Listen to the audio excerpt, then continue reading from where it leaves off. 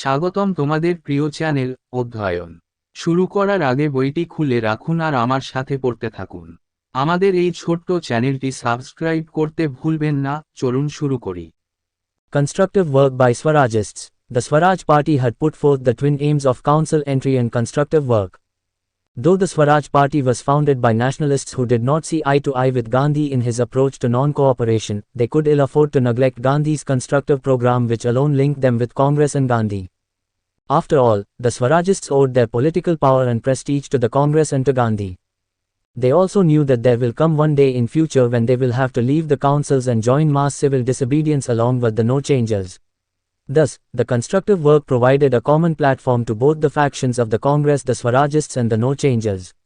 However, being busy with council work, the Swarajists could not implement this program as zealously as the no changers did. স্বরাজবাদীদের গঠনমূলক কাজ। স্বরাজ party কাউন্সিলে প্রবেশ এবং গঠনমূলক কাজের জোড়া লক্ষ্য রেখেছিল। যদিও স্বরাজ পার্টি জাতীয়তাবাদীদের দ্বারা প্রতিষ্ঠিত হয়েছিল, যারা গান্ধীর অসহযোগের দৃষ্টিভঙ্গির সাথে চোখে চোখে দেখেনি, তারা গান্ধীর গঠনমূলক কর্মসূচিকে উপেক্ষা করতে পারে না, যা একা তাদের কংগ্রেস এবং গান্ধীর সাথে যুক্ত করেছিল। সর্বোপরি, স্বরাজবাদীরা তাদের রাজনৈতিক ক্ষমতা এবং প্রতিপত্তি কংগ্রেস এবং গান্ধীর কাছে ঋণী ছিল। তারা আরও জানত যে ভবিষ্যতে এমন একদিন আসবে যখন তাদের কাউন্সিল ত্যাগ করতে হবে এবং নো চেঞ্জারদের সাথে গণ আইন অমান্য করতে হবে। এইভাবে, গঠনমূলক কাজ কংগ্রেসের উভয় উপদল স্বরাজবাদী এবং নো পরিবর্তকদের জন্য একটি সাধারণ প্ল্যাটফর্ম প্রদান করেছিল। যাই হোক, কাউন্সিলের কাজে ব্যস্ত থাকায় স্বরাজবাদীরা নো চেঞ্জারদের মতো উদ্যোগীভাবে এই কর্মসূচি বাস্তবায়ন করতে পারেনি। Hindu-Muslim unity and political education of masses. These were regarded as prerequisites for the attainment of Swaraj by the top Swarajists. The rise of Swarajists coincided with the worst period of Hindu-Muslim tension in Indian polity. But, like other groups, the Swarajists could not achieve much in halting the downward trend except talking about the desirability of Hindu-Muslim unity. In 1926, the Congress made a resolution on the establishment of Permanent Publicity Bureau for educating the masses on communal harmony and healthy national life. Sarojini Naidu, Motilal Nehru and Maulana Azad were made in charge of this work. Hindu মুসলিম ঐক্য এবং জনগণের রাজনৈতিক শিক্ষা, এগুলিকে শীর্ষ স্বরাজবাদীরা স্বরাজ অর্জনের পূর্বশর্ত হিসাবে গণ্য করেছিলেন। স্বরাজবাদীদের উত্থান ভারতীয় রাজনীতিতে হিন্দু মুসলিম উত্তেজনার সবচেয়ে খারাপ সময়ের সাথে মিলে যায়। কিন্তু অন্যান্য গোষ্ঠীর মতো, স্বরাজবাদীরা হিন্দু মুসলিম ঐক্যের আকাঙ্ক্ষার কথা বলা ছাড়া নিম্নমুখী প্রবণতা রোধে তেমন কিছু অর্জন করতে পারেনি। 1926 সালে কংগ্রেস সাম্প্রদায়িক সম্প্রীতি এবং স্বাস্থ্যকর জাতীয় জীবন সম্পর্কে জনসাধারণকে শিক্ষিত করার জন্য স্থায়ী প্রচার ব্যুরো প্রতিষ্ঠার বিষয়ে একটি প্রস্তাব করেছিল। সরোজিনী নাইডু, মতিলাল নেহেরু এবং মৌলানা আজাদকে এই কাজের ইনচার্জ করা হয়। Swadeshi. Gandhi's definition of Swadeshi not only included charkha and khadi, or khaddar, coarse cloth, but also all other forms of indigenous industries. The Swarajists also espoused the cause of khadi but not as passionately as the orthodox Gandhians. Though the Swarajists were required to attend the council meetings dressed in khadi, as per their instruction manual, they opposed tooth and nail when Gandhians proposed to make khadi and charkha a basis for Congress membership. They also opposed Gandhi's hand-spinning resolution for making spinning mandatory for Congress members, forcing Gandhi to remove the penalty clause. স্বদেশী। গান্ধীর স্বদেশীর সংজ্ঞায় শুধুমাত্র চরকা এবং খাদি বা খদ্দর, মোটা কাপড় অন্তর্ভুক্ত ছিল না, বরং অন্যান্য সমস্ত ধরনের দেশীয় শিল্প অন্তর্ভুক্ত ছিল। স্বরাজবাদীরাও খাদির কারণকে সমর্থন করেছিল, কিন্তু গোড়া গান্ধীবাদীদের মতো আবেগের সাথে নয়। যদিও স্বরাজবাদীদের খাদি পরিধান করে কাউন্সিলের সভায় উপস্থিত থাকতে হয়েছিল, তাদের নির্দেশিকা অনুসারে, গান্ধীবাদীরা যখন খাদি এবং চরখাকে কংগ্রেস সদস্যতার ভিত্তি করার প্রস্তাব করেছিল তখন তারা দাঁত ও পেরেকের বিরোধিতা করেছিল। তারা কংগ্রেস সদস্যদের জন্য স্পিনিং বাধ্যতামূলক করার জন্য গান্ধীর হ্যান্ড স্পিনিং রেজলিউশনেরও বিরোধিতা করেছিল, গান্ধীকে পেনাল্টি ক্লজ অপসারণ করতে বাধ্য করেছিল। From the above, the stand of the Swarajists becomes amply clear. They were always ready to contribute to the cause of khadi, but at the same time, they made no fetish of khadi and strongly resented anything being forced upon them. উপরোক্ত থেকে স্বরাজবাদীদের অবস্থান স্পষ্ট হয়ে ওঠে যে তারা খাদির জন্য অবদান রাখতে সর্বদা প্রস্তুত ছিল, কিন্তু একই সাথে তারা খাদির প্রতি কোনো প্রতিবন্ধকতা তৈরি করেনি এবং তাদের উপর জোর করা কোনো কিছুর তীব্র ক্ষোভ ছিল। Untouchability. The removal of untouchability from Indian society and elevation of depressed classes received unfailing attention of the Congress as well as of the Swarajists. In 1924, the Belgaum Congress passed a resolution on untouchability with full agreement of the Swarajists. The Swarajists fully supported the opening of temple doors to the depressed classes. They also fully supported and stood by the rights of the depressed classes in legislative bodies. অস্পৃশ্যতা। ভারতীয় সমাজ থেকে অস্পৃশ্যতা দূরীকরণ এবং হতাশাগ্রস্ত শ্রেণীর উন্নীতকরণ কংগ্রেসের পাশাপাশি স্বরাজবাদীদের অদম্য মনোযোগ পেয়েছিল। 1924 সালে বেলগাঁও কংগ্রেস স্বরাজবাদীদের সম্পূর্ণ সম্মতিতে অস্পৃশ্যতার বিষয়ে একটি প্রস্তাব পাশ করে। স্বরাজবাদীরা হতাশাগ্রস্ত শ্রেণীর জন্য মন্দিরের দরজা খোলার ব্যাপারে সম্পূর্ণ সমর্থন করেছিল। তারা আইন প্রণয়ন সংস্থাগুলিতে হতাশাগ্রস্ত শ্রেণীর অধিকারকেও সম্পূর্ণ সমর্থন করেছিল এবং তাদের পাশে দাঁড়িয়েছিল। Prohibition of alcohol and other intoxicants. The government received a significant part of its revenue from the sale of alcohol and other intoxicants in India. As a result, the British were unwilling to impose prohibition on the sale and consumption of such substances. Realizing how the alien government was willing to forego the long-term interests of Indian society for the sake of some immediate revenue, the Swarajists stood for prohibition. নিষেধাজ্ঞা, alcohol এবং অন্যান্য নেশাদ্রব্য। ভারতে alcohol এবং অন্যান্য নেশাদ্রব্যের বিক্রি থেকে সরকার তার রাজস্বের একটি উল্লেখযোগ্য অংশ পেয়েছে। ফলস্বরূপ ব্রিটিশরা এই জাতীয় পদার্থের বিক্রয় ও সেবনের উপর নিষেধাজ্ঞা আরোপ করতে রাজি ছিল না। কিছু তাৎক্ষণিক রাজস্বের জন্য বিদেশি সরকার কিভাবে ভারতীয় সমাজের দীর্ঘমেয়াদী স্বার্থকে পরিত্যাগ করতে ইচ্ছুক তা বুঝতে পেরে স্বরাজবাদীরা নিষেধাজ্ঞার পক্ষে দাঁড়িয়েছিল। True, the Swarajists were an integral part of the constructive program of the Congress during 1922-29. At the same time, it is also true that, though they lent support to the constructive program, they did not share Gandhi's idealism in this regard. সত্য, স্বরাজবাদীরা 1922 থেকে 29 সাল পর্যন্ত কংগ্রেসের গঠনমূলক কর্মসূচির অবিচ্ছেদ্য অংশ ছিল। একই সময়ে এটাও সত্য যে, যদিও তারা গঠনমূলক কর্মসূচিতে সমর্থন দিয়েছিল, কিন্তু তারা এই বিষয়ে গান্ধীর আদর্শবাদকে ভাগ করেনি। Decline of the Swarajists. In 1923, the Swarajists with their program of council entry appeared very promising. But the success of 1924-25 was short-lived and the years 1925-27 saw the decline of the Swarajists. The various factors that lead to their decline included স্বরাজবাদীদের পতন। 1923 সালে স্বরাজবাদীরা তাদের কাউন্সিলে প্রবেশের কর্মসূচি নিয়ে খুব প্রতিশ্রুতিবদ্ধ ছিল। কিন্তু 1924 থেকে 25 সালের সাফল্য স্বল্পস্থায়ী ছিল এবং 1925 থেকে 27 সাল স্বরাজবাদীদের পতন দেখেছিল। তাদের পতনের দিকে পরিচালিত বিভিন্ন কারণ অন্তর্ভুক্ত। lure of office. Having entered the councils, the Swarajists were not averse to enjoying the privileges. The Swarajists began to accept offices and now sat on various committees. অফিসের লোভ। পরিষদে প্রবেশ করার পর স্বরাজবাদীরা সুযোগ সুবিধা ভোগ করতে বিমুখ ছিল না। স্বরাজবাদীরা অফিস গ্রহণ করতে শুরু করে এবং এখন বিভিন্ন কমিটিতে বসে। Motilal, who had earlier declined to sit on the Muddiman Committee, now sat on the Scheme Committee, also known as Indian Sandhurst Committee, on Indianization of Army. Vithabhai Patel became President, Speaker, of the Legislative Assembly. Ramaswamy Iyengar sat on the Public Accounts Committee. Motilal, যিনি আগে মুদ্দিমান কমিটিতে বসতে অস্বীকৃতি জানিয়েছিলেন, এখন scheme কমিটিতে বসেন। সেনাবাহিনীর ভারতীয়করণের বিষয়ে ইন্ডিয়ান স্যান্ডহার্স্ট কমিটি নামেও পরিচিত। বিটলভাই প্যাটেল বিধানসভার সভাপতি, স্পিকার হন। রামস্বামী আয়েঙ্গার পাবলিক অ্যাকাউন্টস কমিটিতে বসেন। Rise of spirit of responsive cooperation. The policy of continuous obstruction began to give way to the spirit of responsive cooperation. Many of the Swarajists had no real faith in non-cooperation. The government also succeeded in persuading the Swarajists into some kind of cooperation. Soon the party split into two wings, responsivists and non-cooperators. প্রতিক্রিয়াশীল সহযোগিতার আত্মার উত্থান। ক্রমাগত বাধার নীতি প্রতিক্রিয়াশীল সহযোগিতার মনোভাবকে পথ দিতে শুরু করে। স্বরাজবাদীদের অনেকেরই অসহযোগে সত্যিকারের বিশ্বাস ছিল না। সরকার ও স্বরাজবাদীদের এক প্রকার সহযোগিতায় রাজি করাতে সফল হয়।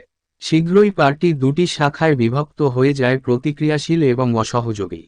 The responsivists wanted to work for reform and hold offices wherever possible. Some of the prominent responsivists were Madan Mohan Malviya, Lajpat Rai, N.C. Kelkar, Mr. Jayakar. All of them became members of the Hindu Mahasabha. The responsivists openly voiced the demand to reconsider party program.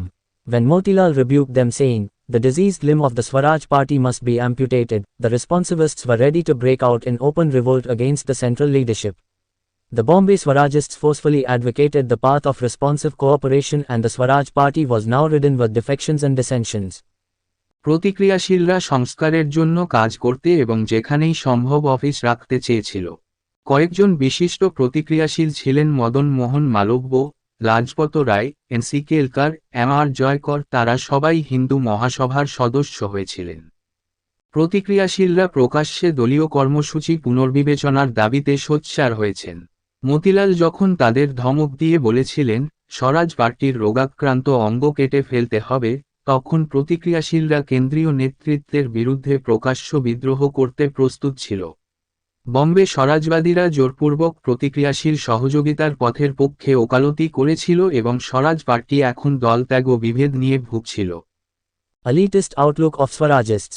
The Swarajists represented the upper-class elements of the Congress who had not much faith in direct mass action and had been drawn into the non-cooperation movement quite unwillingly.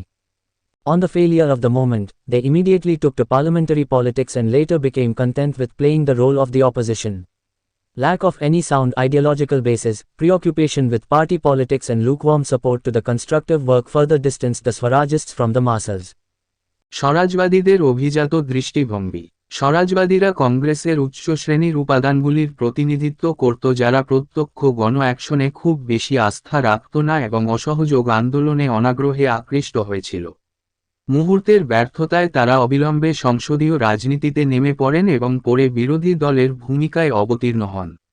কোনো সুষ্ঠু আদর্শগত ভিত্তির অভাব, দলীয় রাজনীতি নিয়ে ব্যস্ততা এবং গঠনমূলক কাজে উষ্ণ সমর্থন স্বরাজবাদীদের জনসাধারণ থেকে আরও দূরে সরিয়ে দিয়েছে। Rising communalism. After 1923, communalism raised its ugly head and the country was repeatedly plunged into communal riots. The Muslim League 1906 and the Hindu Mahasabha 1915 became active again. ক্রমবর্ধমান সাম্প্রদায়িকতা। 1923 সালের পর সাম্প্রদায়িকতা তার কুৎসিত মাথা তুলেছিল এবং দেশ বারবার সাম্প্রদায়িক দাঙ্গায় নিমজ্জিত হয়েছিল। মুসলিম লীগ 1906 এবং হিন্দু মহাসভা 1915 আবার সক্রিয় হয়। In the years 1926 to 27 there developed an ideological gap between the Swarajists and the Hindu Mahasabha. The responsivists Madan Mohan Malviya and Lajpat Rai organized a new party of Congress Independence, rallied the Hindus under their banner and offered cooperation to the government to safeguard the so-called Hindu interests. They felt that continuous opposition to the government harmed the interests of the Hindus. They even accused Motilal Nehru of being anti-Hindu and of favoring cow slaughter and of eating beef. 1926 থেকে 27 সাল পর্যন্ত সাওয়ারজিস্ট এবং হিন্দু মহাসভার মধ্যে একটি আদর্শিক ব্যবধান গড়ে ওঠে। প্রতিক্রিয়াশীল মদন মোহন মালব্য এবং লাজপত রায় কংগ্রেস স্বাধীনদের একটি নতুন দল সংগঠিত করেন, হিন্দুদের তাদের ব্যানারে সমাবেশ করেন এবং তথাকথিত হিন্দু স্বার্থ রক্ষার জন্য সরকারকে সহযোগিতার প্রস্তাব দেন। তারা মনে করেছিল যে সরকারের প্রতি অবিরাম বিরোধিতা হিন্দুদের স্বার্থের ক্ষতি করে। এমনকি তারা মতিলাল নেহরুকে হিন্দু বিরোধী এবং গোহত্যা এবং গরুর মাংস খাওয়ার পক্ষপাতী বলে অভিযুক্ত করেছে। As the crisis deepened, Gandhi tried to intervene and improve the situation. In September 1924, he went on a 21-day fast in the house of Maulana Muhammad Ali in Delhi to do penance for the inhumanity inflicted during the riots, but to no avail. সংকট গভীর হওয়ার সাথে সাথে গান্ধী হস্তক্ষেপ করে পরিস্থিতির উন্নতি করার চেষ্টা করেছিলেন। 1924 সালের সেপ্টেম্বরে তিনি দাঙ্গার সময় সংঘটিত অমানবিকতার জন্য তপস্যা করার জন্য দিল্লিতে মাওলানা মোহাম্মদ আলীর বাড়িতে 21 দিনের অনশন করেছিলেন, কিন্তু কোন লাভ হয়নি। Later, Motilal tried to make peace between the two factions of the Congress at Sabarmati. The Sabarmati compromise proved abortive and failed to keep the party united. By 1927, the diarchy that was destroyed in CP and Bengal was restored. It was now amply clear that the Swaraj party had only succeeded in wrecking itself rather than the constitution of 1919. পরে মতিলাল সবরমতিতে কংগ্রেসের দুই দলের মধ্যে শান্তি স্থাপনের চেষ্টা করেন। সবরমতী সমঝোতা ব্যর্থ প্রমাণিত হয় এবং দলকে ঐক্যবদ্ধ রাখতে ব্যর্থ হয়। 1927 সাল নাগাদ সিপি এবং বাংলায় যে ডায়েরি ধ্বংস হয়েছিল তা পুনরুদ্ধার করা হয়েছিল।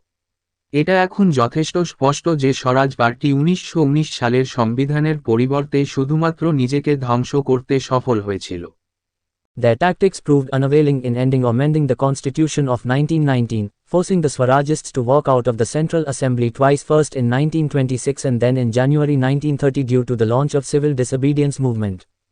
তাদের কৌশলগুলি 1919 সালের সংবিধানের সমাপ্তি বা সংশোধন করার ক্ষেত্রে অপ্রয়োজনীয় প্রমাণিত হয়েছিল। স্বরাজবাদীদের কেন্দ্রীয় পরিষদ থেকে দুবার, প্রথম 1926 সালে এবং তারপর 1930 সালের জানুয়ারিতে আইন অমান্য আন্দোলনের সূচনার কারণে বাধ্য হয়। Disintegration of Nationalist Party. The unity of the coalition formed under the banner of the Nationalist Party proved to be short-lived. The non-Swarajist members of the party felt that the Swaraj Party gave precedence to its interests over their cause. This led to rift and defections and the party broke down. Before the elections of 1926, the Nationalist Party had broken into three clear groups. জাতীয়তাবাদী দলের ভাঙন। জাতীয়তাবাদী দলের ব্যানারে গঠিত জোটের ঐক্য স্বল্পস্থায়ী প্রমাণিত হয়। দলের অস্বরাজবাদী সদস্যরা মনে করেছিল যে স্বরাজ পার্টি তাদের খরচের চেয়ে তাদের স্বার্থকে প্রাধান্য দিয়েছে। এতে ফাটল ও দলত্যাগের সূত্রপাত হয় এবং দল ভেঙে যায়। 1926 সালের নির্বাচনের আগে জাতীয়তাবাদী দল তিনটি স্পষ্ট দলে বিভক্ত হয়েছিল। The Swaraj Party, or the Congress Party. The Nationalist Party led by Madan Mohan Malviya and Lala Lajpat Rai. It included responsive cooperators like Hindu Mahasabha and independent congressmen. The Independent Party led by M. A. Jinnah. S. Baraja Party, Ba Congressa Party. Madan Mohan Malviya ও লালা লাজপত রায়ের নেতৃত্বে জাতীয়তাবাদী দল। এতে হিন্দু মহাসভা এবং স্বাধীন কংগ্রেসম্যানের মতো প্রতিক্রিয়াশীল সহযোগীরা অন্তর্ভুক্ত ছিল। Swaraj Party remerges with Congress. In May 1927, the situation in the country appeared grim. The Swarajists were declining, communalism was raising its ugly head and Gandhi wrote, "My only hope lies in prayer and answer to prayer." But it seems the forces of national upsurge were silently growing behind the scenes and the country united once again against the Simon Commission. Swaraj party আবার কংগ্রেসের সঙ্গে যুক্ত হয়েছে। 1927 সালের মে মাসে দেশের পরিস্থিতি ভয়াবহ আকার ধারণ করেছিল। স্বরাজবাদীরা হ্রাস পাচ্ছে, সাম্প্রদায়িকতা তার কুৎসিত মাথা তুলেছিল এবং গান্ধী লিখেছিলেন, আমার একমাত্র আশা প্রার্থনা এবং প্রার্থনার উত্তর। কিন্তু মনে হয় জাতীয় অভ্যুত্থানের শক্তিগুলি নীরবে পর্দার আড়ালে বেড়ে উঠছিল এবং দেশ আবার সাইমন কমিশনের বিরুদ্ধে ঐক্যবদ্ধ হয়েছিল। In 1927, Simon Commission, an all-white commission to frame a constitution for India, was announced which was unanimously boycotted by all nationalists. Lord Birkenhead justified the exclusion of Indians from Simon Commission on the plea that there were vital differences among various Indian political parties and then threw a challenge to Indians to produce a constitution acceptable to all sections of Indian society. 1927 সালে Simon commission ভারতের জন্য একটি সংবিধান প্রণয়নের জন্য একটি সর্বশ্বেতাঙ্গ commission ঘোষণা করা হয়েছিল যা সর্বসম্মতভাবে সমস্ত জাতীয়তাবাদীদের দ্বারা বয়কট করা হয়েছিল। লর্ড বার্কেনহেড এই আবেদনে সাইমন কমিশন থেকে ভারতীয়দের বাদ দেওয়ার ন্যায্যতা প্রমাণ করেছিলেন যে বিভিন্ন ভারতীয় রাজনৈতিক দলের মধ্যে গুরুত্বপূর্ণ পার্থক্য রয়েছে এবং তারপরে ভারতীয় সমাজের সকল শ্রেণীর জন্য গ্রহণযোগ্য একটি সংবিধান তৈরি করার জন্য ভারতীয়দের প্রতি চ্যালেঞ্জ ছুড়ে দিয়েছেন। The Indians accepted the challenge and an all-parties conference, 1928, was called which appointed a subcommittee headed by Motilal Nehru to draft a constitution.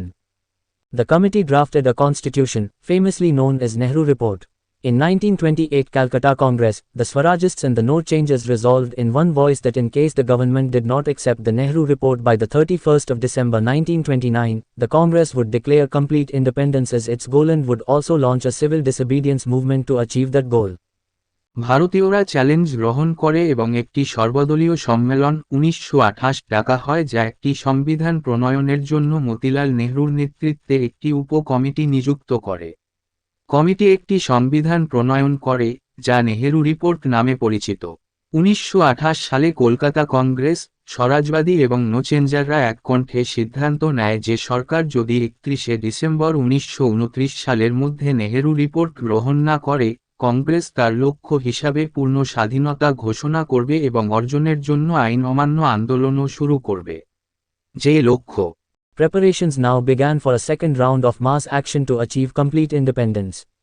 With this, the council entry program of the Swaraj Party faded into irrelevance and it now merged with the Congress. এখন পূর্ণ স্বাধীনতা অর্জনের জন্য দ্বিতীয় দফা গণঅ্যাকশনের প্রস্তুতি শুরু হয়েছে। এর সাথে স্বরাজ পার্টির কাউন্সিল এন্ট্রি প্রোগ্রামটি অপ্রাসঙ্গিকতায় বিবর্ণ হয়ে যায় এবং এটি এখন কংগ্রেসের সাথে মিশে যায়। Evaluation of the Swarajists. The sudden withdrawal of the non-cooperation movement had led to the demoralization of the nationalist ranks. To prevent the movement from lapsing into inactivity, the Swarajists advocated a new line of activity under the changed conditions. They placed before the nation the twin programs of council entry and constructive work. The Swarajists filled the political void at a time when the national movement was recouping its strength. They exposed the hollowness of the reforms of 1919. Though, the years 1925 to 27 saw the demoralization and decline of the Swaraj Party itself, and the announcement of the Simon Commission and the subsequent changes in political scenario led to the merger of the party with the Congress, yet, it cannot be denied that during 1922 to 29, the Swarajists played a significant role and kept the political atmosphere alive during this period. স্বরাজবাদীদের মূল্যায়ন। অসহযোগ আন্দোলনের আকস্মিক প্রত্যাহার জাতীয়তাবাদী পদমর্যাদার ক্ষয়ক্ষতি ঘটায়। আন্দোলনকে নিষ্ক্রিয়তা থেকে বিরত রাখতে স্বরাজবাদীরা পরিবর্তিত পরিস্থিতিতে একটি নতুন ক্রিয়াকলাপের কথা বলেছিল। তারা পরিষদে প্রবেশ ও গঠনমূলক কাজের যুগল কর্মসূচি জাতির সামনে তুলে ধরেন। স্বরাজবাদীরা এমন এক সময়ে রাজনৈতিক শূন্যতা পূরণ করেছিল যখন জাতীয় আন্দোলন তার শক্তি পুনরুদ্ধার করছিল। তারা 1919 সালের সংস্কারের শূন্যতা উন্মোচন করেছিল। যদিও 1925 থেকে 27 সাল স্বরাজ পার্টির ক্ষয়ক্ষতি এবং পতন দেখেছিল এবং সাইমন কমিশনের ঘোষণা এবং পরবর্তী রাজনৈতিক পরিস্থিতির পরিবর্তনের ফলে পার্টির সাথে একীভূত হয়েছিল। কংগ্রেস তবুও এটা অস্বীকার করা যায় না যে 1922 থেকে 29 সাল পর্যন্ত স্বরাজবাদীরা গুরুত্বপূর্ণ ভূমিকা পালন করেছিল এবং এই সময়কালে রাজনৈতিক পরিবেশকে সজীব রেখেছিল। এখানেই এই চ্যাপ্টারটি শেষ করলাম। পরবর্তী ভিডিওতে আমরা পরের চ্যাপ্টারটা পড়ব।